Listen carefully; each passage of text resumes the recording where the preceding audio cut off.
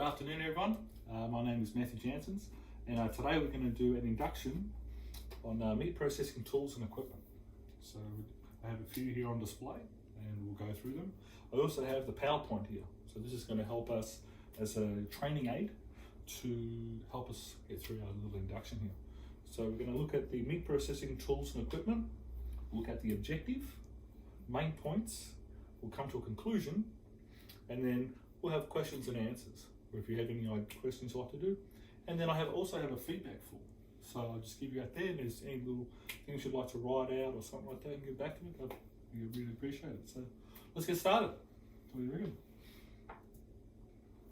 Okay, so the main points here, what we're looking at is tools and equipment and how to use them.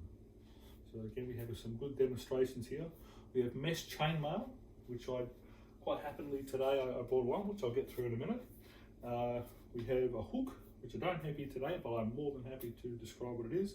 And we're going to look at types of knives, and that'll be some of the things. We'll come through and look at common injuries from these, and mishandling tools, which I think is a big thing in safety, is that a lot of people will, sometimes what they call horseplay, is mishandling it, which means either incorrect ways of actually holding the knife, in ways of using it. So that's the, yeah, so I do have a YouTube clip here, which will help. What do you call it? The YouTube clip is just going to go through a few little things here, and there's a demonstration of a hook there. So we'll play on that.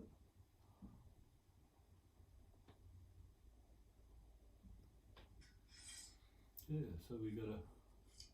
Let's review some of the essential meat cutting tools. We're going to start with our knives. Maximize this This for knife us. is called a scimitar, or a steak cutting knife. The reason why it's called a steak cutting knife is it's excellent for portioning loins. It's good on the body. It's not too much pressure. Yeah. This next knife, you'll notice, has a slightly different curve to the end. And this is called a butcher's knife or a packer's knife because you can actually go in and break primals into subparts. Yeah. So she's just going through a few of the different blades here. Larger ones going into a smaller knife. Bit of a boning knife right here. These next two knives are called boning knives. Now you'll notice here that Demonstration of a boning knife just here. this one. So this is really a preference. Always have a little bit of flex. Flexible knife when they're getting around bones. Again, So when you get around bones. now this knife here you'll notice is slightly different. It has a different curve. This is for skinning. So They use them on the slaughter floor. Skinning knife is just so you can get through and cut without actually damaging the product if you're going for like an organ or something like that. It's like a little paring knife. If you're just going to go into little pieces of fruit or something quite delicate, we want to get real inside there and try and move through it. This is a straight edge cleaver, and this one is a curved cleaver. You have a cleaver, just trying to chop through some vegetables, get through some hard cartilage bone or something like that. That's why we may use a knife like that. Now, in order to use a cleaver, what you need is a mallet. It's very important because you don't want to really slam the cleaver into the meat. You can just portion. That's alright, you can leave it. Yeah, okay. Yeah, so she has, there's a method if you don't have, trying to use just a little bit of force to get through that cartilage of bone. Now, when you're doing meat cutting, you're also going to use a bandsaw, and when you use a bandsaw, you're going to get some bone dust on the meat. So it's very important to have a. It's not really, it doesn't really taste good if you have any bone dust on the actual thing. So it's actually quite important little piece that you have there. That a lot of us butchers on the side before you get your product on retail. That's something that we just like to do. Here's a good demonstration. We've got a meat hook right here. This one we don't have here today. The idea is actually how you handle it. Some people like to have a full grip in between. Some do the first and second finger. The idea of there is to get into the hook and get away from the meat. So instead of the knife going near our fingers, we use a hook so it gets away from our fingers, and it's also easy to grab the meat. So wherever we do a product, wherever we're trying to get, it's very easy on our body and our hands. Just keeping this nice and safe there. We also consider cutting ourselves. A dull knife is actually more dangerous than a sharp. Very good point there. So here we've got a demonstration of different types of steels. We have a coarse steel and a fine steel. There are two coarse differences on these two steels. This one is a heavier coarse and this one is fine. And you will use your coarser steel first to kind of rough I'm above shooting the through our edge fine of steel. your knife, and then here's the thin one is more of a polishing steel. And these are all your key cutting tools. Beautiful. He's done an excellent job, I think.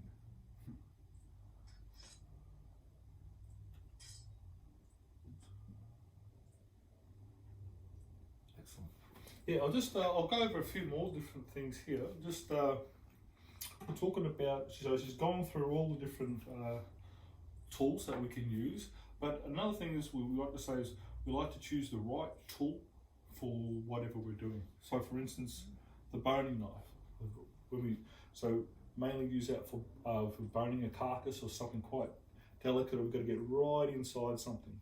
And what you didn't quite mention is that anytime we're using one of these tools, we've got to keep it away from our body. So if we're ever doing boning, I'll use my demonstration tool, which is this one, is that we would never cut towards ourselves. If we're doing any type of boning, we always cut away from it. If you're using a slicing motion, always slice away from yourself. Never slice towards yourself because you may cause injury to yourself. Never slice towards someone else. Same, yeah, so that's nothing. So you didn't actually quite say that you actually have a handsaw sometimes. This is used for metal, but for meat we should have a meat cutting blade. And then whenever time we're using that, just nice steady motions. Even a thumb like that. So that's just another little tool there. Mishandling of knives is we never want to be walking around. So if I ever was to walk from my bench to somewhere else, I would used to use my demonstration tool. Safety is always first. So just for demonstration, always be safety. Because we never want to be walking around like that. The safest point is if we have it by our side, oops, in the camera, by our side, and we always have the handle facing out or down. So we never want to have it towards ourselves or towards our body. But most importantly, normally you'd have a pouch and put the knife back in its pouch. That's the safest option because we're very sharp objects. We always want to be safe. Well, we'll come to our conclusion now. And what about the chainmail? What was that about? It's a very good point there. So we do have two other items of equipment, which is probably the most important in safety. Is I will put them here for 2 seconds. Is chainmail. So I did demonstrate that, and that is actually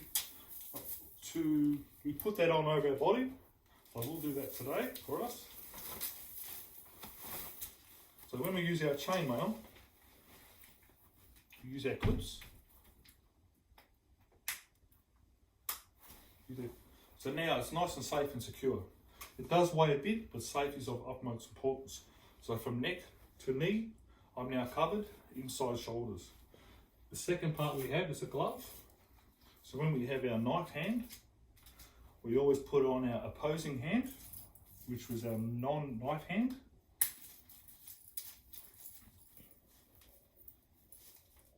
And depending on the workplace's agreement, some only have to wrist, elbow, or shoulder. And that's normally a workplace agreement between the employee and the employer. So we clip it all in. And right here and there, the other option is we normally have a cut resistant glove.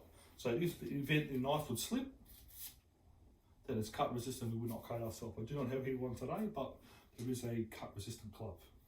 So there we go, we have some beautiful equipment here today. I think we'll come to I'll leave it on because it's actually, when fitted correctly, it's actually quite comfortable. It is a very comfortable equipment and used correctly.